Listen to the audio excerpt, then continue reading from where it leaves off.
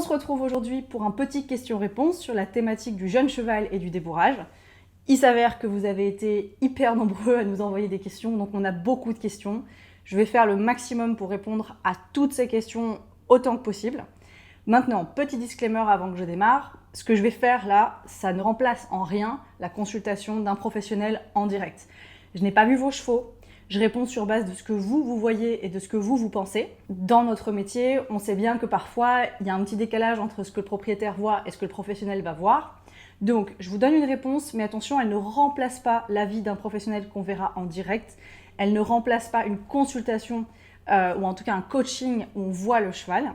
Donc, ça va être des grandes lignes de conduite pour vous orienter et éventuellement vous donner des idées.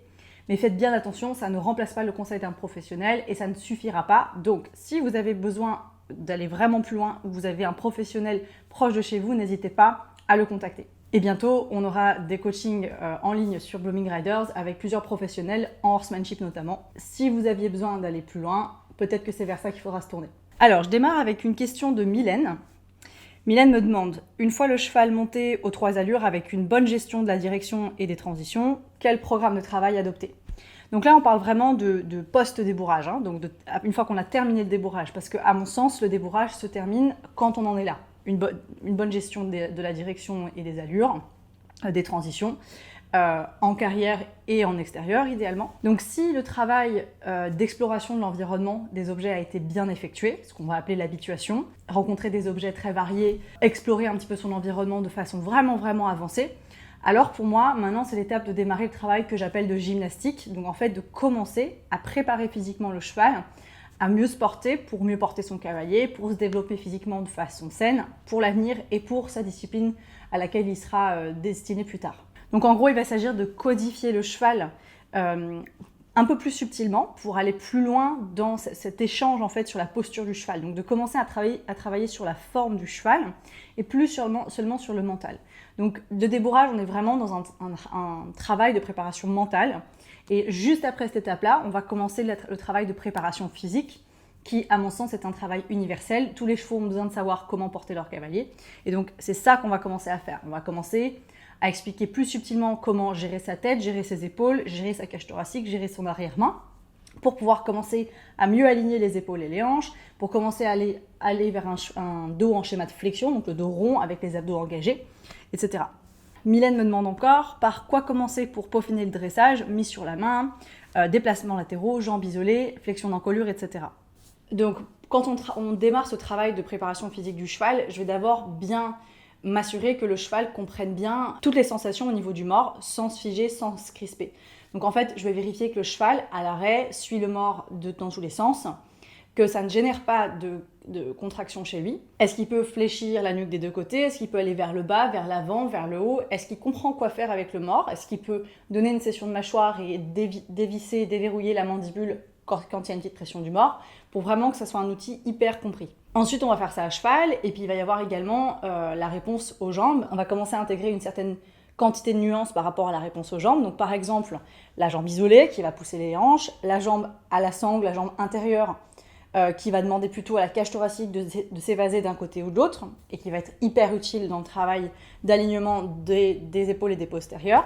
Et ensuite, éventuellement, si c'est nécessaire, une jambe un petit peu devant la sangle pour bouger les épaules. Dans certaines équitations, ça ne se fait pas partout, mais ça peut arriver. Dans ce moment du travail du cheval, donc quand on va vraiment démarrer le dressage, la préparation physique du cheval, et ben on va commencer à se concentrer très fortement sur les 3 premiers échelons de l'échelle de progression, qui sont rythme, décontraction et contact. Toujours une question de Mylène, comment adapter le travail du jeune cheval ? Pour moi, le jeune cheval, c'est un peu comme tous les autres chevaux, sauf qu'il faut être particulièrement attentif à préserver sa motivation mentale, respecter sa croissance physique. Donc il faut faire attention aux pics de croissance et à ne pas attendre du jeune cheval d'être toujours constant dans sa façon de bouger et dans ses réactions, et faire peut-être un peu moins quand il est en pic de croissance et que ça semble le gêner dans son corps.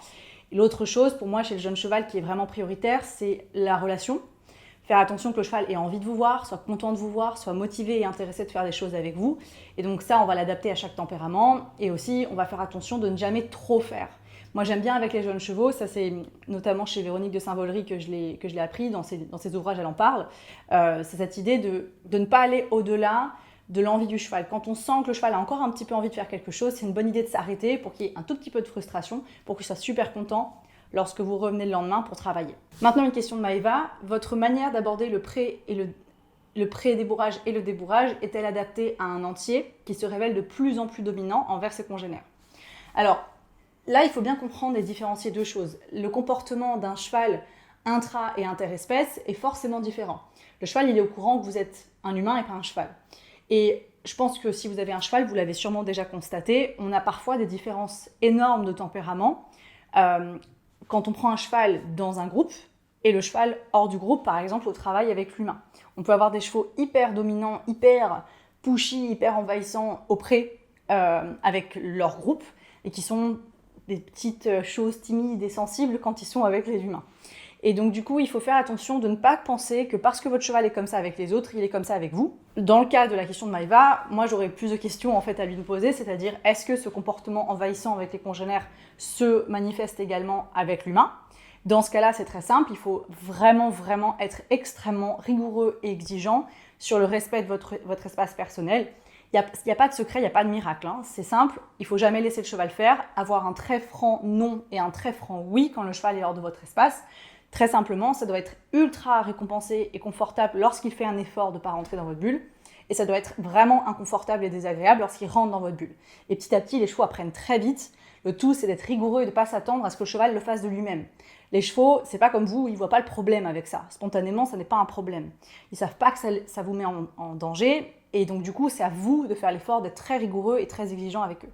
Ensuite, il y a une deuxième partie dans cette question qui est est-ce que notre approche du débourrage elle est adaptable à des entiers? En fait, de mon point de vue, si notre approche n'est pas adaptée à un type de cheval, alors elle n'est pas bonne. Toute approche, toute méthodologie par rapport au débourrage et à la préparation d'un cheval, quel que soit le moment de la vie du cheval, si elle n'est pas adaptée à un type de cheval, pour moi, c'est qu'elle n'est pas bonne. On sait tous que dans le vivant et dans les chevaux, forcément, les individus vont être très variés et vont avoir des réponses très variées. La base universelle, c'est les lois de l'apprentissage. On sait tous que tous les chevaux apprennent pareil. Maintenant, ils ont des façons préférées, favorites, sur lesquelles ils vont être plus enclins à apprendre et à apprendre plus vite. Certains chevaux vont être particulièrement sensibles à la friandise, d'autres un petit peu moins, et donc on va essayer d'adapter ce travail-là, trouver en fait le renforcement positif de chaque cheval et trouver le renforcement négatif qui convient à chaque cheval. Et donc du coup, oui, moi je vais forcément répondre oui, elle est adaptée puisqu'elle doit être flexible à chaque individu et elle doit varier dans sa nuance et dans sa subtilité d'un cheval à un autre. Autre mot, un entier, ça ne doit pas être considéré comme très différent du reste des chevaux. C'est souvent, c'est vrai, des chevaux qui peuvent être un peu pushy, un peu sûrs d'eux et un peu plus durs dans leur façon d'interagir. Et encore, il y a plein d'entiers qui ne sont pas du tout dans cette idée-là. Il faut faire juste attention à être particulièrement rigoureux avec ces chevaux-là pour éviter des accidents, notamment quand il y a d'autres chevaux qui viennent en interaction. Et quand vous travaillez le cheval et qu'il y a d'autres chevaux autour, vous devez faire très gaffe à bien faire comprendre au cheval que vous êtes la priorité dans 100% des cas dans la réponse. Il doit toujours vous répondre à vous plutôt que de répondre à l'environnement. Et donc ça, c'est à vous de le mettre en place avec une certaine fermeté, mais aussi de très grands oui et beaucoup de confort que vous apportez lorsque le cheval fait bien. Et d'ailleurs, dans notre programme, Val, le cheval qu'on va avoir comme modèle, est un cheval qui a un comportement qui pourrait être un comportement d'entier sans aucun problème, sauf qu'il est hongre, donc comme quoi, ça se vérifie pas toujours. Une question de Boyaval. Alors, j'aimerais savoir comment muscler mon jeune cheval sans enraînement, par où commencer, sachant que toutes les bases d'éducation sont là, des exercices ludiques et amusants avec lui, merci. Un jeune cheval, c'est comme les autres chevaux, ça doit fonctionner le plus librement possible pour évoluer correctement. Dans tous les cas, moi, les enraînements, j'essaye de ne pas du tout les conseiller parce que en fait, on peut tout apprendre au cheval, il faut juste savoir comment s'y prendre. Donc moi, ce que je démarre comme travail pour la préparation physique, ce qui va m'intéresser, c'est de voir si je peux mettre le cheval en schéma de flexion dorsale, donc l'engagement abdominal, l'ouverture des apophyses épineuses. Ça, on en parle dans nos programmes sur Blooming Riders. Et donc ça, pour chercher un petit peu cette posture-là, pour protéger le dos et d'avoir un mouvement libre du dos et protéger les vertèbres, je vais commencer par un travail en longe, sur lequel je vais demander au cheval de pousser sa cage thoracique et je vais lui demander une petite flexion d'encolure pour que le cheval commence à amener ses épaules vers moi et repousse sa cage thoracique et donc son postérieur interne vers l'extérieur. Et en fait, je vais vraiment marcher droit sur mon cercle en suivant le cheval, puis me retourner vers lui, pousser un petit peu sa cage thoracique en gardant la tête vers moi. Hop, le cheval va venir s'arrondir dans sa cage thoracique, donner l'encolure, étirer le côté externe. Et puis souvent, ça déclenche le relâchement d'encolure vers le bas, l'extension d'encolure. Et ça, on va le faire au pas, au trot et au galop. Et puis après, on va faire ce travail-là en intégrant des obstacles variés, des cavaletti de toutes les sortes. Il n'y a pas de limite avec les cavaletti et les barres au sol. Il faut vraiment être créatif et s'amuser, noter des idées d'exercice. Et avec ce genre de travail-là, vous pouvez déjà faire beaucoup. Deuxième aspect, l'extérieur. Le dénivelé en extérieur, il n'y a rien de mieux, c'est naturel. L'encolure libre, on laisse le cheval se débrouiller. Il développe sa proprioception, son équilibre et des muscles profonds posturaux qui sont hyper importants. Donc varier avec les deux, ça vous permettra de garder ce travail de préparation physique amusant pour le cheval. Et tout ça, c'est valable aussi bien à cheval qu'à pied, évidemment. Une question de Claire, lorsque mon cheval LBI passe LBE, il devient très indiscipliné et ne cesse de me demander de le rassurer sur ma position de référente. Par exemple, lorsque sa copine de près s'en va, il monte en stress et du coup, il fouille avec son nez en permanence, ne tient plus en place, rentre sans cesse dans mon espace. Il devient vite insupportable dans ces moments-là et par exemple, quand il doit rester sage pour le parage, c'est compliqué aussi. Comment puis-je le détendre et lui faire comprendre qu'avec moi, tout va bien? Alors moi, ma réponse, elle va être très simple, il faut l'occuper. Quand on a un cheval cerveau gauche qui monte un peu en colère, en agacement ou en inquiétude, il faut occuper son esprit, occuper son attention, parce qu'en prenant son attention, vous changez son expérience. C'est à peu près pareil chez les humains d'ailleurs. Quand on est très stressé, focaliser son attention sur une tâche ou sur un exercice particulier, ça permet à votre cerveau de tout de suite redescendre et vraiment se concentrer sur la tâche qu'on doit réaliser, et ça amène le calme et la décontraction. Chez le cheval, c'est absolument pareil. On va essayer de tout de suite récupérer son attention en lui demandant des choses parfois un peu compliquées. Et le fait de concentrer le cheval sur quelque chose d'un peu complexe va le reconnecter à son corps, le reconnecter à ses pieds. Et du coup, le recentrer, le calmer. Et là, on peut récompenser hyper généreusement avec des friandises ou avec des gratouilles, ce que le cheval préfère. Ce que j'aime bien faire en général dans ce genre de cas, si je suis par exemple au parage dans un espace restreint, ça va être des déplacements latéraux qu'on fait longtemps, lentement, dans le calme, parce que ça force vraiment le cheval à faire gaffe à ses pieds. Et puis dès qu'on a un petit relâchement, une amélioration, on s'arrête et on récompense le cheval. Pour qu'au fur et à mesure, le cheval comprenne que ces exercices-là amènent de la décontraction. Il ne faut pas l'empêcher de bouger. Si le cheval a plutôt une nature un peu extravertie ou qui passe extravertie, surtout faites attention à le laisser bouger. C'est-à-dire que dans le maximum... En gros, vous permettez deux choses quand vous le faites bouger. La première chose, c'est que vous lui permettez, en bougeant, de vider son énergie et donc vous le soulagez. Cette frustration qui peut être engendrée, vous lui permettez de canaliser son énergie par le mouvement. Et la deuxième chose, vous lui donnez ce fameux point d'attention qui lui permet de se concentrer sur une tâche et donc de sortir un petit peu de son état soit d'anxiété, soit de colère, soit d'agacement. Donc toujours une question de Claire qui nous dit qu'elle s'est rendue compte que par exemple lorsqu'elle rentrait dans le jeu de son cheval et qu'elle le stimulait pour essayer de choper quelque chose avec ses lèvres, des choses comme ça le calmait. Et donc elle aimerait avoir notre avis là-dessus.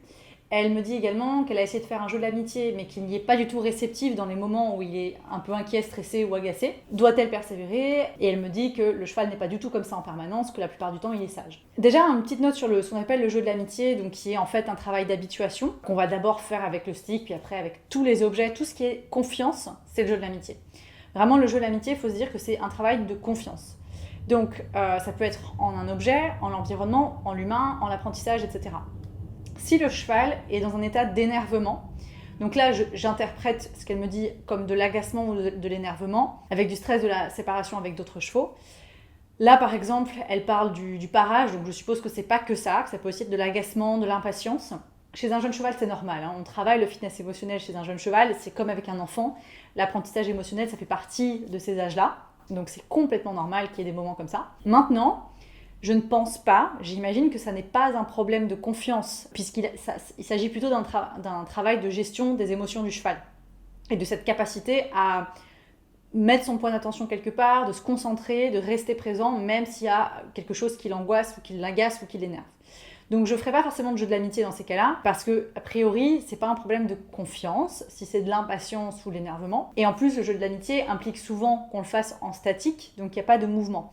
Et juste avant, je l'ai expliqué, si le cheval est plutôt extraverti, il faut le faire bouger, il ne faut pas le forcer à rester statique, ça risque de l'énerver encore plus. Maintenant, je ne suis pas tellement étonnée que lorsque Claire rentre dans le jeu du cheval, elle ait l'impression que ça le calme, parce qu'en fait, tout simplement, elle est en train de lui donner un point d'attention et un canal pour gérer son énergie, être sollicitée mentalement, et donc se poser en fait, parce que c'est toujours pareil.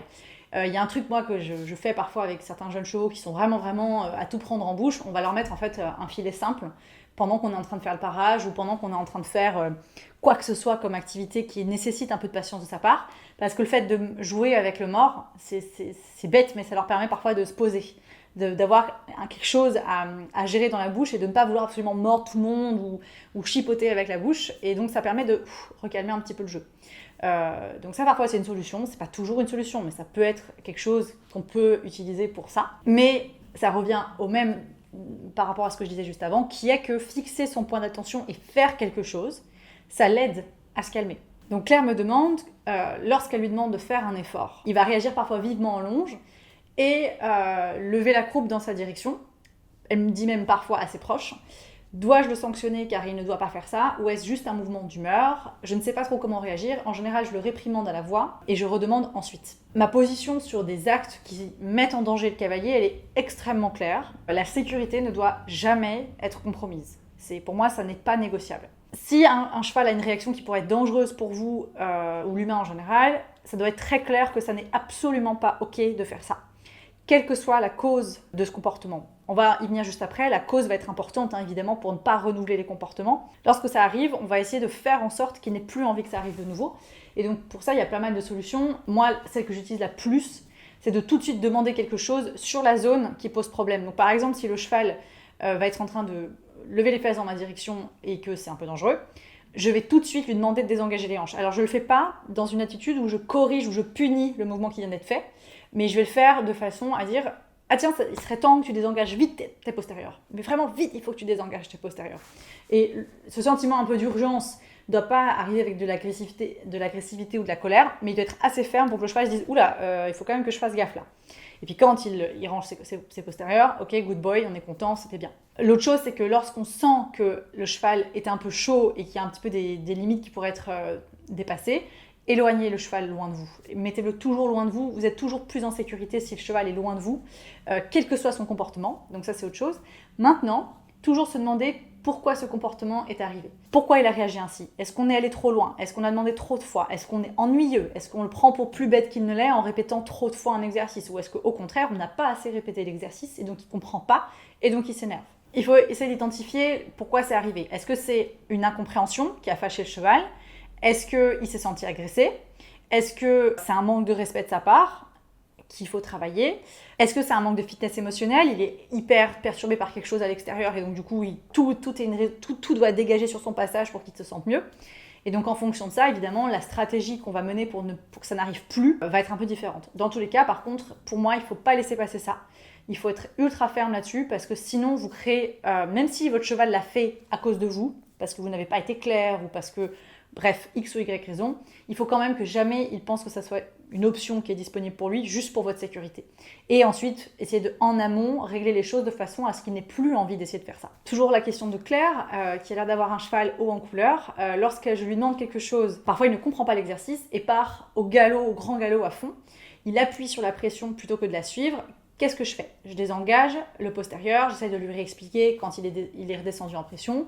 Ou bien, est-ce que je dois le laisser sortir tout son jus pour qu'il se calme et que je reprenne ensuite.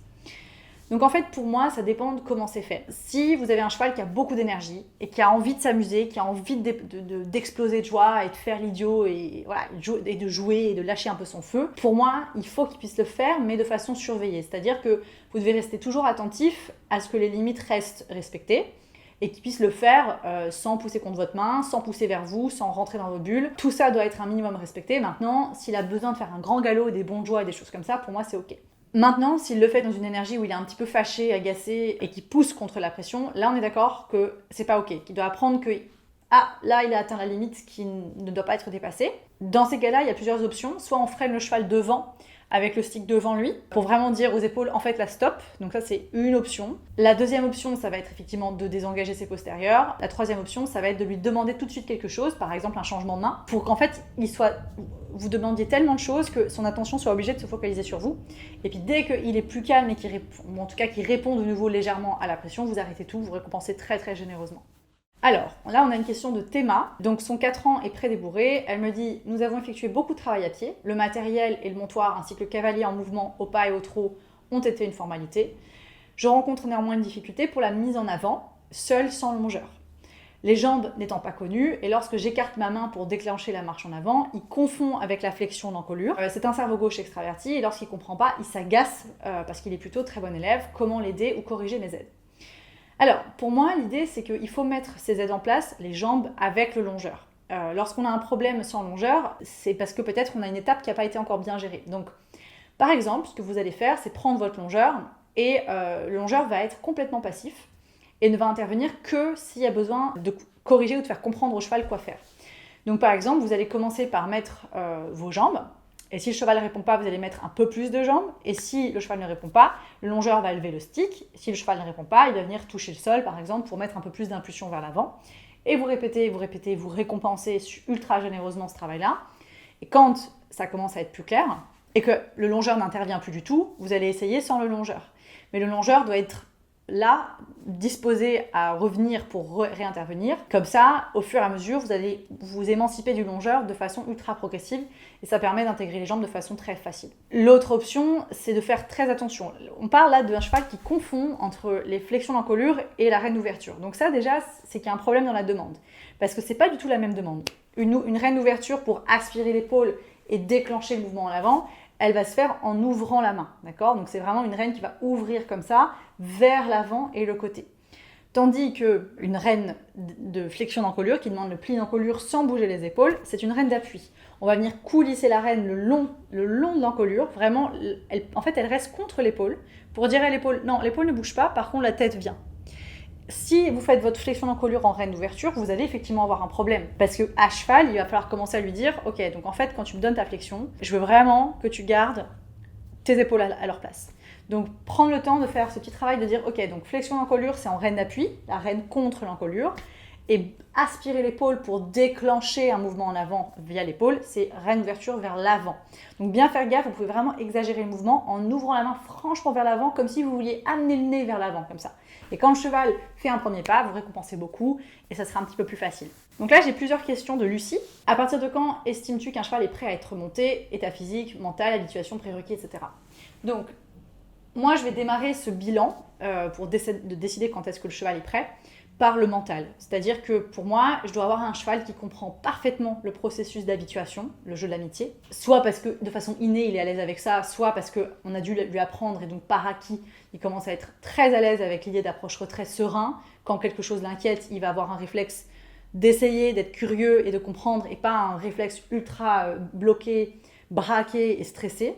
Donc ça déjà pour moi, si j'ai des réactions trop instinctives qui vont pas dans le sens de la curiosité, c'est un red flag, c'est un feu rouge pour moi. Ensuite, pareil pour les pressions tactiles et rythmiques. Si les pressions tactiles et rythmiques déclenchent des réflexes d'opposition forts, instinctifs, avec vraiment un fort réflexe d'opposition qui va m'indiquer que le cheval n'a pas parfaitement compris les pressions, ça c'est aussi un red flag pour moi. Il faut pour moi que les chevaux essaye de comprendre les pressions. Je ne dis pas que ça doit être parfait, mais je dois sentir que quand je mets une pression rythmique ou tactile, le cheval est en train de se dire « Attends, donc là il y a une pression, attends, qu'est-ce que je dois faire avec ?» et qu'il essaye de comprendre. Si je n'ai pas cette sensation qu'il essaye de comprendre, ça me donne deux indications. Les pressions, c'est pas acquis. Et quand on sera à cheval, c'est essentiellement par là qu'on communique, donc ça va être compliqué. En plus de ça, il n'est peut-être pas encore à l'aise avec le processus d'apprentissage en lui-même. La confiance, elle se travaille aussi en l'apprentissage. Il faut que le cheval, il aime apprendre et que ça soit facile d'apprendre et qu'il comprenne que là, on est en train d'essayer quelque chose de nouveau. Et quand ça, je vois qu'il y a un premier réflexe qui est d'être mal à l'aise avec ça, pour moi, c'est vraiment un mauvais signal. Donc j'attends que tout ça soit bien nickel avant de pouvoir aller plus loin. Donc ça, c'est pour le côté mental. Et j'attends du cheval qui me regarde, qui soit dans l'interaction. Et ça rentre avec le fait d'aimer l'apprentissage parce qu'il est curieux, il a envie de chercher autre chose. La dernière chose, c'est aussi le rapport aux friandises. Donc moi, j'utilise beaucoup de renforcement positif. J'en donne tout le temps. Et donc du coup, je veux que le cheval soit un peu je veux sentir qu'il y a une forme d'attente. Sans frustration, sans agacement. On s'entend bien, hein, c'est une attente positive, une attente en se disant « Ah, si je touche la bâche, après j'aurai peut-être une friandise. » Et si je sens que j'ai ça de sa part, ok, c'est chouette. C'est qu'il y a quand même un bon processus. Ça m'indique aussi que le cheval, il sait que s'il fait un effort, il va être super récompensé et que ça va être vraiment chouette pour lui. Sur la partie physique, je vais bien entendu faire très gaffe au pic de croissance. Et là, je vais m'entourer de bons praticiens manuels et médicaux, évidemment, vétérinaires, etc., donc ostéo, etc. Mon objectif, ça sera d'avoir leur avis médical sur la locomotion et la posture actuelle, en plus de ce que moi, je constate comme observation. Donc, une ligne de dos qui est cohérente, même si le cheval n'est pas, je veux dire, musclé, ce qui est normal, c'est un bébé, mais qui ait au moins une ligne de dos un peu cohérente, avec sans gros points de tension, que le cheval ait déjà compris plusieurs démarches posturales au sol. Donc par exemple, amener le postérieur interne, ramener ses épaules, donner son dos en schéma de flexion, comprendre comment varier l'équilibre avec son encolure, donc avancer vers le bas, vers l'avant, donner les flexions d'encolure facilement, tous ces trucs-là. L'indépendance un petit peu des blocs va faire partie un petit peu de mon signal que le cheval est prêt à aller vers un débourrage. Tous ces petits trucs-là vont me permettre de faire le bilan et de me décider si le cheval, oui ou non, est prêt pour aller plus loin. Ensuite, elle me demande comment introduis-tu le mort. Moi, je l'introduis au moment où on veut commencer la préparation physique du cheval, donc c'est vraiment pour moi post-débourrage. On veut que le cheval ait une bonne direction, une bonne gestion des allures, des transitions en carrière et en extérieur. Une fois que j'ai ça, je vais assez vite démarrer, intégrer le mort parce que je veux que le cheval jeune, vite dans son apprentissage, parce que ça dépend de l'âge auquel on le débourre, je veux qu'il ait un bon réflexe postural. J'ai pas envie que le cheval ait le réflexe de creuser le dos et enfoncer le garrot dès qu'il y a un doute ou dès que quelque chose n'est pas compris. On a envie de lui apprendre des réflexes qui lui feront du bien et qui protégeront son dos de l'équitation en fait sur le long terme. Et donc j'ai pas envie de prendre trop de temps parce que si je prends trop de temps, pour moi c'est plus néfaste qu'autre chose parce que le cheval va prendre des habitudes, il va avoir des schémas en fait locomoteurs et conformationnels que s'ils sont pas bons, j'ai envie de les limiter. Donc du coup je vais essayer de les mettre en place assez vite. Donc ça, voilà, une fois que le cheval a la direction, etc. Pour l'introduire, moi je passe une semaine à lui mettre tous les jours le mort, filet simple, sans muserolle, le plus basique possible pour qu'il n'y ait pas trop de choses à la fois. Et je vais lui mettre à manger du foin, juste tout simplement parce que ça soit quelque chose qu'il appréhende tout seul, sans demande. Vraiment façon habituation, quoi. On va lui mettre sur la tête et on va lui mettre du foin et puis pendant une heure par jour, il va manger son foin avec le mort. Ce qui va lui apprendre à jouer avec le mort, à gérer le mort, à manger avec le mort, sans qu'il y ait d'intervention extérieure. Et ensuite, pour aller plus loin, ce qu'on va faire, c'est que je vais apprendre toutes les sessions en pression tactile au mort. Donc ça va être flexion d'encolure, monter sa tête, baisser la tête, ça de plein de façons différentes. Donner la session de mâchoire quand on met un petit peu de pression sur la mandibule. Tous ces petits trucs-là, je veux vraiment que le mort, il comprenne qu'il doit suivre partout où le mort va. Et quand j'ai ça, pour moi, le cheval est prêt à le faire à cheval, à l'arrêt, au pas, puis au trot, etc. Et donc, c'est comme ça que j'ai introduit le mort. Quels sont tes outils privilégiés pour le premier montoir? Filet en azur sel, tapis de monte-accru, etc. Alors, déjà, pour tout ce qui va être sur la tête, tout simplement, moi, je fais tout le débourrage avec un licol en corde. Qu'on aime ou qu'on n'aime pas, moi, c'est un outil que j'aime beaucoup. Il faut savoir l'employer, mais c'est vraiment un outil que j'aime bien. Je vois une vraie valeur ajoutée avec cet outil-là quand on bosse les chevaux. Il est ultra simple, ultra basique. Il permet de faire des aides très caricaturales, parce que comme il y a le nœud en dessous, quand on est à cheval notamment, on est obligé de faire des grands gestes avec les rênes pour que le cheval comprenne bien. Ça force le cavalier à être très clair et ça permet au cheval de comprendre très bien. C'est pas un outil trop subtil et au début on veut pas que ça soit trop compliqué, qu'il y ait trop d'informations sur la tête du cheval. On veut vraiment faire basique, simple, voilà. En plus, ce qui est super, c'est que comme c'est un outil qu'on utilise au sol, il y a des gens qui font ça avec le cafeson, qui travaillent au sol puis ensuite ils débourrent en cafeson à cheval aussi. Bah là, c'est le même principe, c'est que moi, ça m'évite de changer trop de paramètres. Je reprends le même outil que j'avais au sol, puis je me mets à cheval, c'est le même outil, c'est les mêmes sensations, c'est les mêmes demandes. Donc du coup, en fait, ça élimine de la nouveauté. Donc ça, c'est pour la tête. Pour le reste, en fait, j'utilise deux outils, le tapis de monte-accru, qui va permettre en fait de faire les premiers montoirs en sac à patates et quand on va s'allonger le long du dos du cheval pour vraiment explorer le montoir en statique au début parce que en fait ça permet d'avoir un petit peu de grip quand on va faire ce genre de travail là sans non plus être coincé et en plus ça permet aussi d'avoir moins de rigidité au niveau du dos du cheval, c'est moins envahissant qu'une selle et la selle il y a aussi les quartiers qui peuvent bouger, il y a quand on met les étriers qui peuvent bouger. L'arçon est un peu plus rigide donc les sensations sont un peu différentes. Donc je commence avec le tapis de monte-accru qui me sert à aussi introduire le sanglage et la sensation d'avoir quelque chose autour du thorax. Et ça, je vais l'utiliser en extérieur, etc. Et ensuite, deuxième étape, ça va être la selle. Et donc moi, je fais le débourrage avec la selle. Donc je fais les premiers montoirs avec le tapis de monte-accru. Et puis quand on commence à aller en mouvement, je le fais avec la selle. Tout simplement parce que là, en l'occurrence, la selle, c'est bien mieux conçu pour répartir le poids d'un cavalier. Le tapis de monte-accru, c'est une interface surtout pour le cavalier, pour éviter au cavalier de glisser. La selle, elle va servir à répartir le poids du cavalier de façon intelligente, logique, confortable pour le cheval. Donc premier gros avantage, ça stabilise beaucoup plus le cavalier et au débourrage, les chevaux, ils vont être un peu comme ça, un peu perdus à chercher leur équilibre, c'est normal. Donc du coup, une selle me permet de stabiliser plus mon équilibre et les étriers me permettent de la même façon de moi me stabiliser et de mieux gérer les déséquilibres du cheval et donc d'être beaucoup plus confortable. Y a-t-il un âge idéal pour un débourrage? Serait-il déconseillé de débourrer un cheval trop âgé, par exemple plus de 6 ou 7 ans? Alors moi, je ne suis pas du tout du genre à donner un âge universel au débourrage. Je pense que la plupart des chevaux peuvent être débourrés autour de 4 ans. Maintenant, je pense qu'il y a des chevaux qui ne sont pas prêts avant plus tard, parfois 5, parfois 6 ans même, ça arrive dans certains cas. Je pense aussi qu'il y a des chevaux qui peuvent supporter un débourrage peut-être autour des 3 ans et demi. Parfois, on a des chevaux de sport qui sont déjà très développés et c'est pas plus mal de démarrer à cet âge-là, de commencer à leur expliquer sans, évidemment, les exploiter. Parce que ce qui compte, c'est pas tellement de démarrer ce travail-là, c'est surtout qu'est-ce qu'on en fait une fois qu'on a débourré. Est-ce que le cheval, après, il est exploité jusqu'à la moelle? Là, ça me pose un peu plus problème parce que la croissance n'est pas du tout terminée. Mais par contre, pour que déjà mentalement l'idée soit claire et que les chevaux comprennent les choses de base, pour moi, c'est pas un problème du tout. Tout est une question de fréquence. Maintenant, voilà, si à 3 ans et demi, de toute façon, c'est l'âge du débourrage, c'est une question qui est tellement individuelle. Il n'y a pas vraiment d'âge en fait, ça dépend du cheval. Il y en a, ils sont vraiment pas prêts avant longtemps.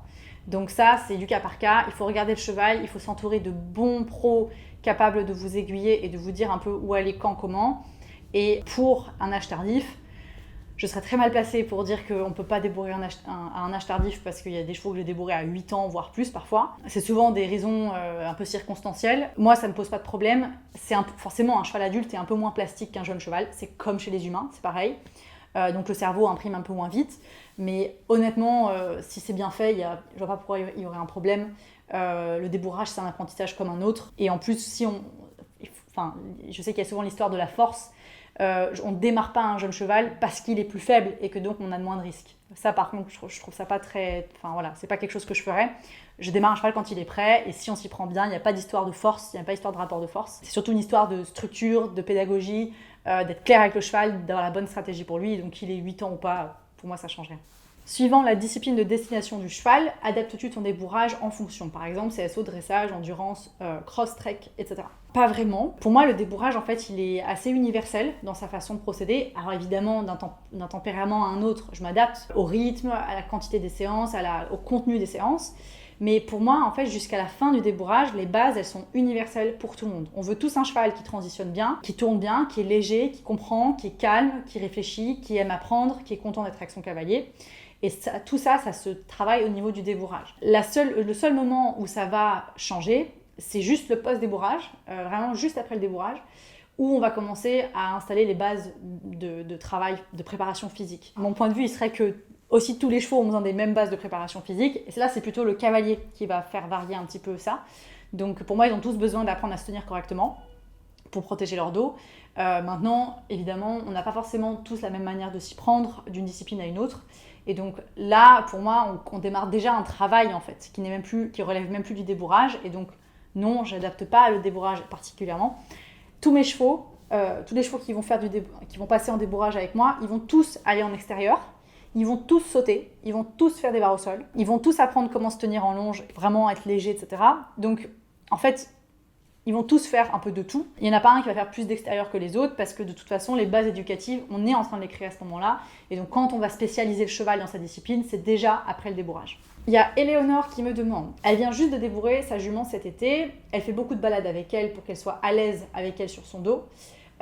Et jusque-là, elle n'a pas de problème. Elle a 2 questions. Donc la première question, elle fait beaucoup de balades avec d'autres chevaux. Mais elle n'a pas encore fait de balade seule. Elle a emmené sa jument pour la première fois au parc toute seule, mais en longue graine sans la monter. Et elle l'a senti pas très à l'aise. Sa question c'est comment est-ce qu'elle peut l'habituer à être plus en confiance toute seule. Elle voudrait être sûre qu'elle ait le plus confiance possible en elle avant de pouvoir monter toute seule en extérieur. Alors, les longues graines, c'est une très bonne solution. Déjà, alors ça paraît peut-être évident et peut-être que, Éléonore, tu l'as déjà fait, mais la première chose, c'est qu'il faut penser à faire beaucoup de balades à pied avec les jeunes chevaux pour travailler l'indépendance par rapport aux autres. Donc ça, c'est une première chose. Maintenant, si tu le fais déjà, les longues graines, c'est une excellente solution parce que le cheval est devant et donc du coup, il doit être un peu plus autonome. Donc faire des balades en longue graine, des petits tours au début, etc., c'est une très très bonne idée pour aider le cheval à être plus indépendant, plus autonome. Et essayer de commencer par des petits tours et puis augmenter la taille du tour au fur et à mesure. Quand on va partir seul, on va essayer de faire beaucoup de pauses et on peut aussi alterner des moments où on est à cheval et des moments où on descend à pied. Il ne faut pas attendre qu'il y ait un problème. Quand on sent que le cheval est un peu sur la réserve, on va essayer de passer le cap et puis éventuellement descendre pour lui dire « Ok, là tu as pris sur toi, tu as fait un effort, donc je t'accompagne, je m'en mets au sol pour t'aider. » Donc ça sera un peu ça le process à mettre en place. Il y a aussi autre chose, un travail d'indépendance qu'on peut faire, c'est simplement de partir à 2 et de s'entraîner à ce que l'un parte un peu plus loin et puis qu'on reste à une longue distance l'un de l'autre, et puis qu'on se rapproche, et puis qu'on s'écarte, et puis qu'on se rapproche. Et ça, c'est un très bon travail pour travailler l'indépendance et pour dire au cheval, quelle que soit la séparation, tu vas toujours te retrouver avec tes copains, tu ne seras jamais en permanence seul, parce que le cheval, c'est ça dont il a peur. Donc il faut lui dire, à chaque fois que tu feras un petit effort, l'autre, tu le retrouveras. Et donc commencer par des petites séparations et puis les augmenter de plus en plus pour que finalement, il n'y ait plus de problème du tout. La deuxième question d'Éléonore, c'est, pendant les 10-15 dernières minutes de ma balade, je lui demande de s'arrondir et d'être sur le contact, mais dès qu'elle sent le contact, elle commence à faire un mouvement de head shake, donc elle secoue la tête. Si je lui laisse les rênes de nouveau, elle arrête. J'aimerais savoir comment faire pour qu'elle accepte le contact. Alors, déjà, moi j'aurais une première question, c'est comment c'est en carrière, comment c'est quand tu n'es pas en extérieur, est-ce que le contact est parfaitement accepté? Moi je commencerai par là. Et ensuite, deuxième chose, le contact, ça vient pas juste des mains, ça vient surtout de ce qui se passe derrière. C'est un travail qui est compliqué, le travail du contact. On peut pas dire que c'est super simple.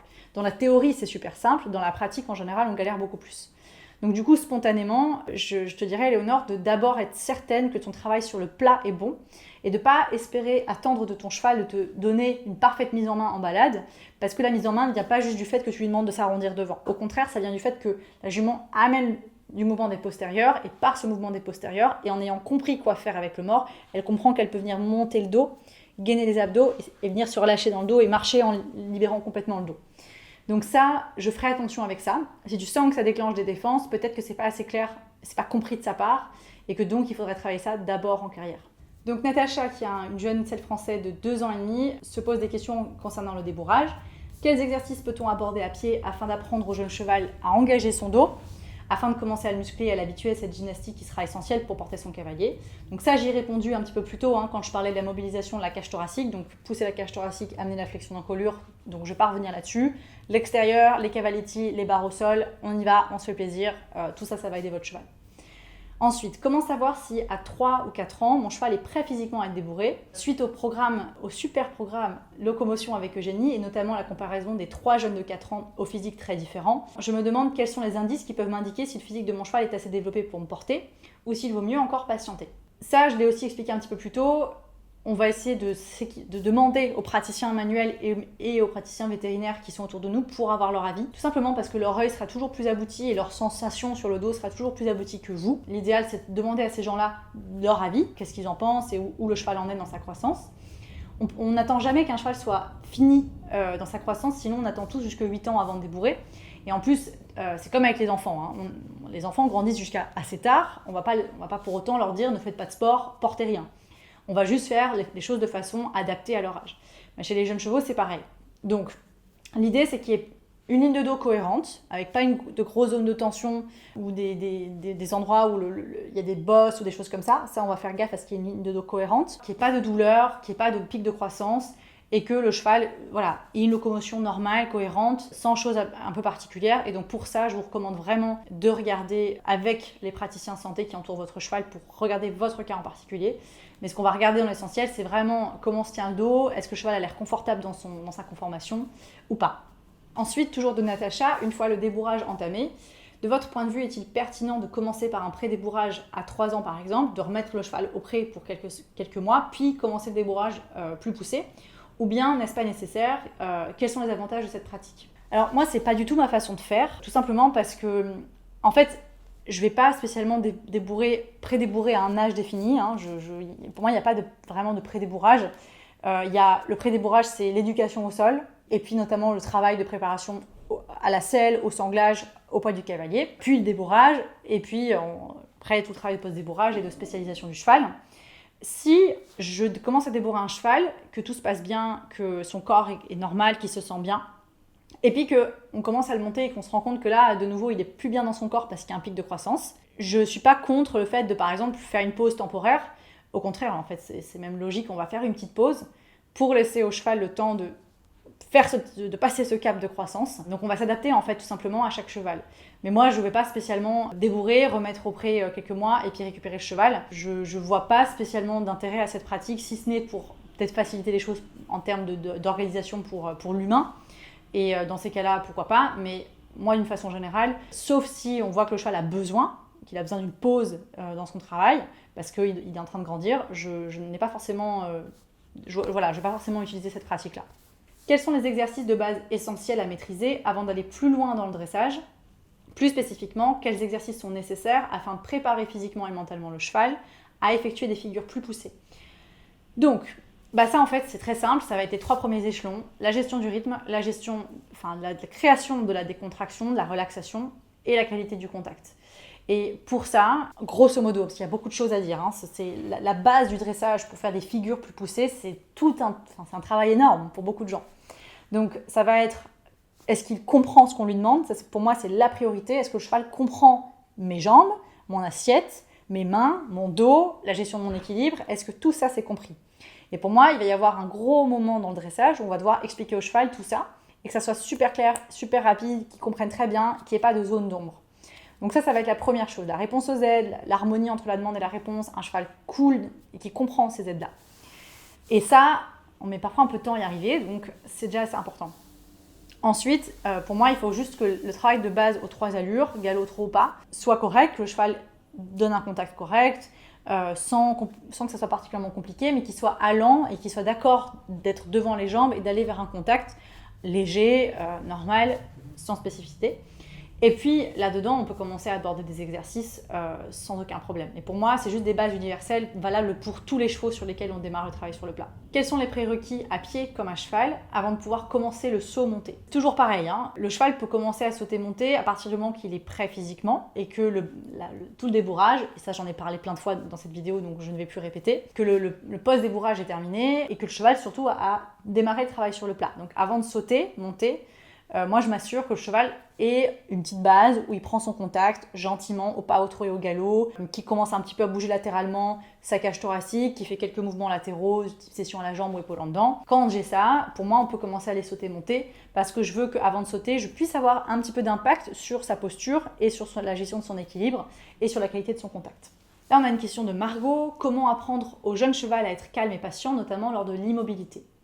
Et ensuite, elle m'explique que lorsqu'elle demande à son cheval d'être immobile, par exemple, quand il y a une séance d'ostéopathe ou saddle fitting, le cheval a tendance à gratter de l'intérieur, à s'agacer. Elle explique qu'elle avait pris la décision d'ignorer ce comportement, sauf qu'il s'agace de plus en plus avec son antérieur, ce qui peut même devenir un petit peu dangereux parce qu'il pourrait la toucher. Elle ne sait pas comment analyser ce comportement et elle ne sait pas comment réagir. Et elle suppose que peut-être qu'elle devrait plutôt le faire reculer et faire bouger les postérieurs pour rendre son comportement désagréable. Il y a plusieurs choses. La première, c'est comment dire au cheval que ça, c'est pas OK. Et éviter que ce comportement arrive. Il y a même une troisième chose, bien lui signifier quand on est content de son immobilité, qu'on est content de son comportement. Donc il y a le oui et le non, et il y a les paramètres précédents qui ont généré cette situation. Donc déjà, il faut essayer d'agir en amont, lui permettre d'avoir bougé avant, d'avoir jeté son feu, d'avoir été hyper sollicité physiquement et mentalement pour qu'il soit plus calme et plus détendu juste avant. Donc faire des choses, lui demander des trucs, faire des exercices où il doit réfléchir, où il doit bouger pour qu'il soit sollicité et pour qu'ensuite du coup on ait un cheval un peu plus calme. Donc ça c'est une première chose parce que s'il n'a pas l'occasion de se dépenser, ça va être forcément plus dur. Ensuite, deuxième chose, ça va être effectivement quand il gratte de l'intérieur, lui demander quelque chose. Reculer, bouger ses épaules, bouger ses hanches, faire quelque chose pour qu'il y ait toujours une demande qui arrive sur ce grattage d'antérieur, sans se fâcher, sans être dur, mais en tout cas assez pour que le cheval dise « Oula, il faut que je fasse attention, quand je lève l'antérieur, elle me demande toujours quelque chose ». Et ensuite, quand il fait preuve d'immobilité, on va essayer de compter un peu, par exemple 5 secondes, 10 secondes, 20 secondes, 1 minute. On va essayer de timer le temps pendant lequel il est immobile. Et là, on va ultra fort récompenser le cheval pour lui dire que c'est ce comportement qu'on attendait de sa part. Séverine nous demande « J'ai un jeune cheval de 2 ans, acheté en juillet. On travaille pour l'instant à mettre les bases à pied. Mon objectif est du loisir monté, mais aussi attelé. Je ne sais pas si je dois d'abord débourrer monté ou attelé, et si ça a une importance, qu'en pensez-vous ?»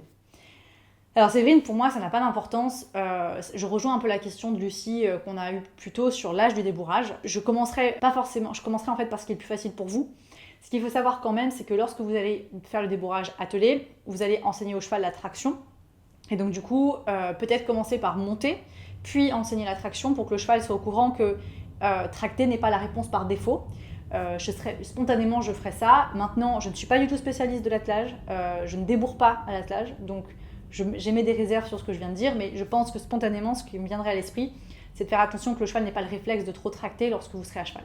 Sachant que monter ou atteler, je ferai d'abord du travail à pied, des longues graines, mais ensuite se focaliser sur l'apprentissage selle et cavalier ou harnais et calèche. Donc Séverine nous demande, est-ce que les deux peuvent se faire en parallèle sans trop en demander au cheval? Encore une fois, je ne sais pas, je sais théoriquement ce qu'implique un débourrage à l'attelage, mais je ne l'ai jamais réalisé moi-même, donc je me permettrai de ne pas répondre à cette question, parce que je n'ai pas conscience, j'ai jamais expérimenté un débourrage comme ça, donc je préfère ne pas répondre. Une question d'Eric, en moyenne, vous débourrez un jeune cheval en combien de temps pour qu'il soit prêt à être monté? Alors ça, c'est une très bonne question à laquelle je n'aurai pas de réponse, tout simplement parce que ça dépend du cheval. Il y a des chevaux chez lesquels il y a tellement de bases de travail à pied faites par le propriétaire que ça va me prendre 2 semaines d'être monté ou d'être même prêt à être monté.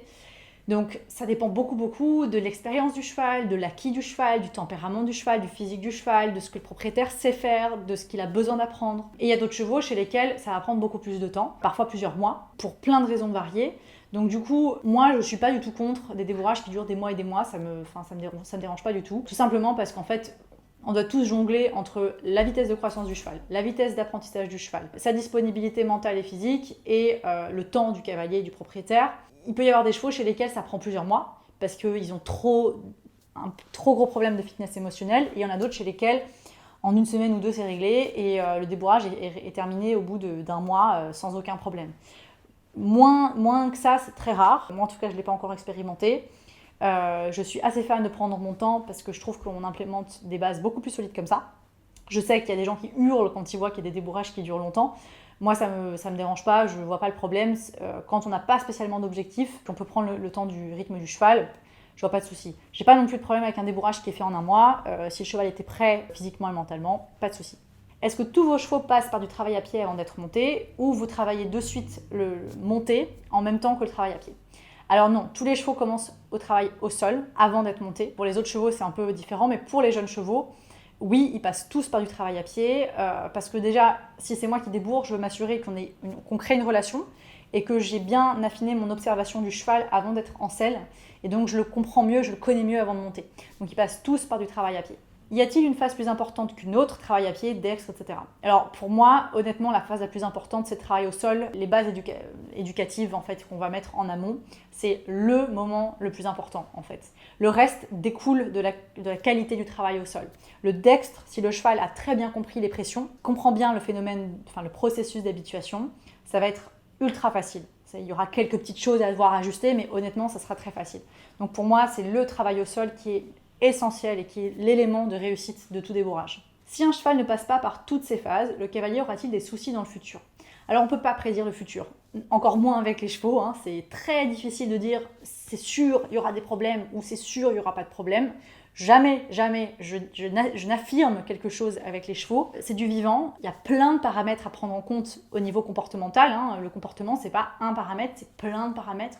Son environnement, ce qu'il mange, ses congénères, le lieu de vie, à quelle fréquence il est travaillé, par qui, comment, il y a beaucoup de choses à prendre en compte. Donc, pour moi, on peut réduire la probabilité qu'il y ait des problèmes. Et oui, pour moi, si le cheval passe par toutes les phases de débourrage, type éthologique comme nous on va le proposer, on réduit énormément les risques d'accident, de la fameuse crise d'adolescence. On le réduit considérablement parce qu'on a mis des bases en place tellement solides dans la communication homme-cheval que ça devient un langage. On désapprend difficilement un langage. On peut perdre un petit peu notre facilité dans un langage lorsqu'on ne pratique plus, et ça c'est valable pour les chevaux et pour les humains, mais par contre on ne le désapprend pas complètement, ça non. Et donc du coup, là, en l'occurrence, quand on a appris un langage ultra solide, on se facilite la vie par la suite, on réduit le risque d'avoir des accidents ou des problèmes, mais on ne peut jamais les éliminer. Un cheval reste un cheval, et donc il faut rester humble devant ça. Toujours de Eric, dans le travail monté avec J'aime, vous parlez d'une séance courte. Quelle est en moyenne pour vous une séance courte? Et si on n'a pas eu la réponse à notre demande lors d'un pattern, faut-il continuer jusqu'à avoir une bonne réponse, ou bien continuer sur une prochaine séance? Mon poney est cerveau gauche introverti. Alors, une séance courte pour moi, c'est quelque chose de l'ordre de 10 à 20 minutes, ou 30 minutes max.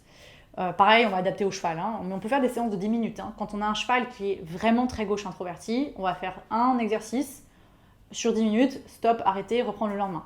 Maintenant, ça peut aller jusqu'à 1 demi-heure facilement. Au-delà d'1 demi-heure, pour moi, on est sur une séance normale, mais on n'est pas sur une séance courte. Donc voilà, c'est plus 20 minutes en moyenne, on va dire. Et si on n'a pas eu notre réponse à notre demande sur un pattern, en fait, il faut toujours s'arrêter sur quelque chose d'un petit peu mieux. Donc, sauf si votre cheval est vraiment compliqué à l'instant T, normalement, vous allez continuer au moins jusqu'à une meilleure réponse. Et quand vous avez cette meilleure réponse-là, pluie de récompenses et on passe à autre chose. Mais on essaye dans la mesure du possible de ne jamais s'arrêter sans avoir eu une amélioration sur un pattern. Alors là, on a une question d'Émilie. Quand et comment préparez-vous un jeune cheval à s'habituer à la selle, surfait, etc. Donc ça, on l'explique extensivement dans le programme. Donc je vais faire le résumé très rapidement. On démarre par préparer au sanglage en faisant des simulations avec une longe, première étape.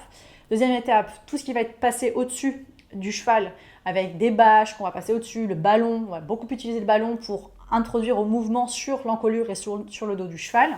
Ça, on va l'utiliser. Et ensuite, on va démarrer avec un tapis et un surfait. Ça va être un peu les premiers moments où on va intégrer surfait et on va demander beaucoup de déplacements latéraux pour que le cheval sente ce mouvement-là, qu'il se l'approprie. Puis le tapis de monte qu'on va mettre beaucoup et qu'on va mettre pendant les séances pour que le cheval s'habitue au mouvement de ce truc-là. Pareil en extérieur, en dextre. Pareil avec la selle. Et puis ensuite, on va monter dessus. Toujours d'Émilie. Pour une pouliche de 2 ans, cerveau gauche extraverti, quelle est selon vous la semaine de travail idéale ? Alors, je fais attention de ne pas trop répondre à ce genre de questions parce que je ne connais pas votre cheval.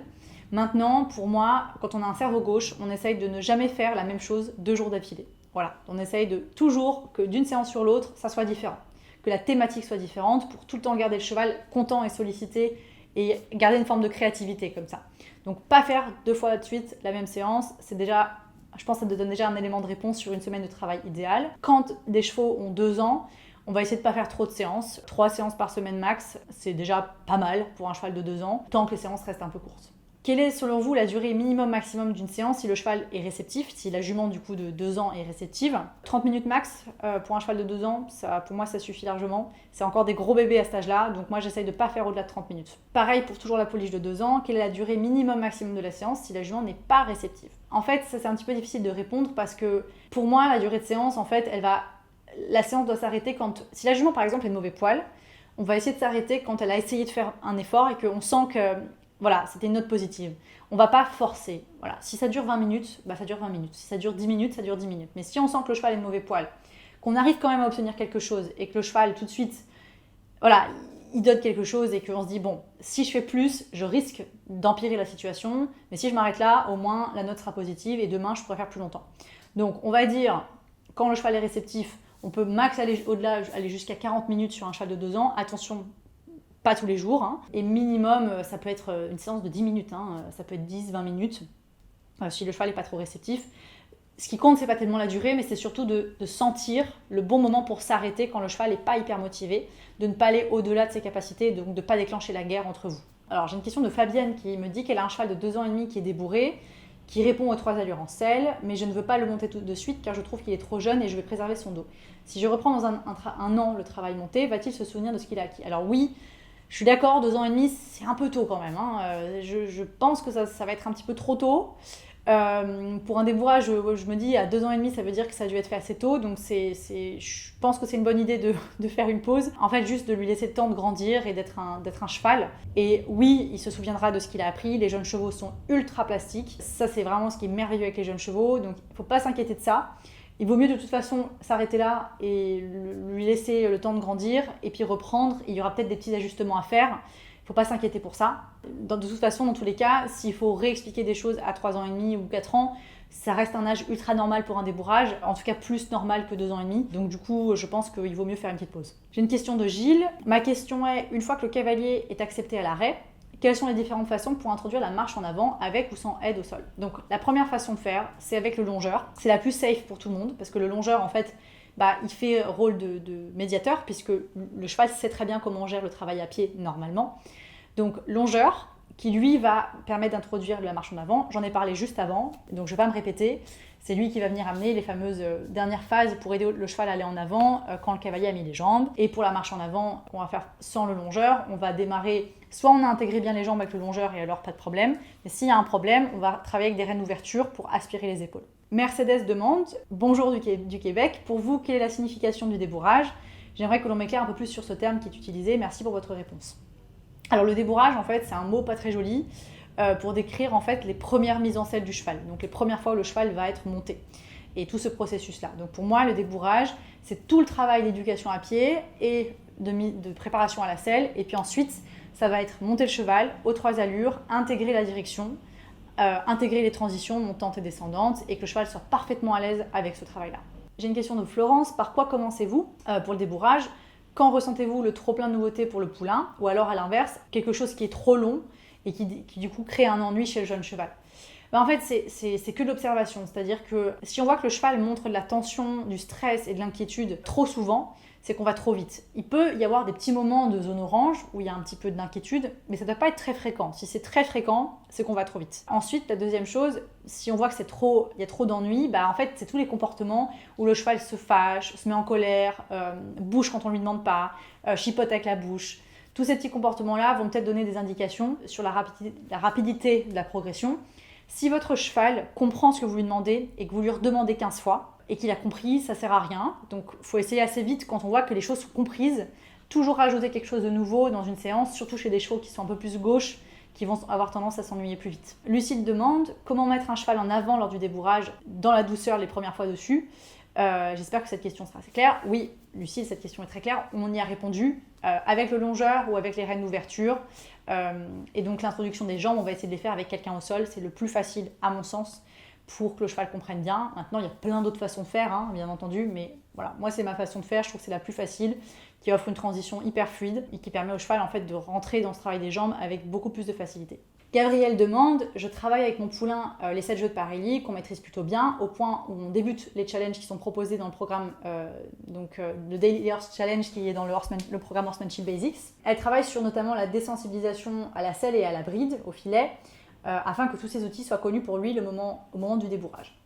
Bien que chaque cheval soit différent physiquement et mentalement, quels sont les prérequis essentiels au poulain avant d'entamer son débourrage pour maximiser les chances de réussite? Ça, je l'ai expliqué dans la question de Lucie, qui est qu'il faut que j'ai un très bon rapport à l'apprentissage. Donc je ne vais pas répéter, mais c'est vraiment ce que j'ai dit à Lucie tout à l'heure. À l'aise dans l'apprentissage, curieux quand il y a quelque chose qui l'inquiète, il essaye de comprendre.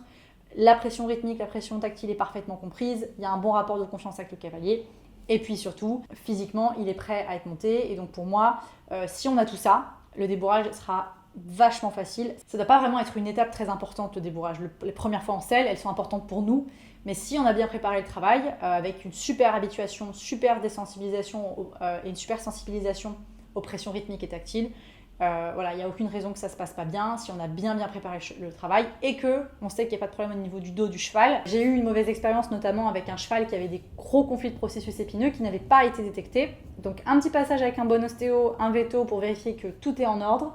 Et ça permettra que le débourrage se passe vraiment très très bien. Voilà, donc on avait encore plein de questions, mais je ne peux pas répondre à toutes, donc on va s'arrêter là. J'espère que ça vous aura éclairé, en tout cas dans l'essentiel sur les grandes lignes du débourrage. En tout cas, les questions étaient super variées, donc vraiment chouette d'avoir un petit peu tous ces échanges avec vous. N'oubliez pas que du coup, le programme Jeune Cheval est en cours de tournage et de montage, il va être entièrement refait et on sera ravis de le publier à la fin de l'année pour que vous puissiez avancer avec vos jeunes chevaux. N'oubliez pas que les jeunes chevaux, c'est comme les chevaux normaux, ils apprennent de la même façon. Vous pouvez toujours suivre le programme Horsemanship Basics pour votre jeune cheval. C'est les mêmes règles d'apprentissage. Tout le travail au sol se fait exactement de cette façon-là. Donc allez sur ce programme-là, vous aurez déjà beaucoup de choses à faire avec votre jeune cheval. Le programme Jeune Cheval, il va vraiment se concentrer notamment sur les tout jeunes chevaux à moins de 2 ans, comment est-ce qu'on introduit les premières marches en main avec des bébés, etc. Puis le débourrage et tout le petit travail, on démarre la spécialisation avec le mort notamment. Donc on va vraiment avoir tout ce petit travail-là. Et on espère au fur et à mesure des années vous proposer d'autres programmes sur des thématiques variées sur les jeunes chevaux parce que c'est un sujet infiniment grand. On vous souhaite beaucoup de réussite avec vos chevaux et on se dit à très bientôt pour un autre question-réponse.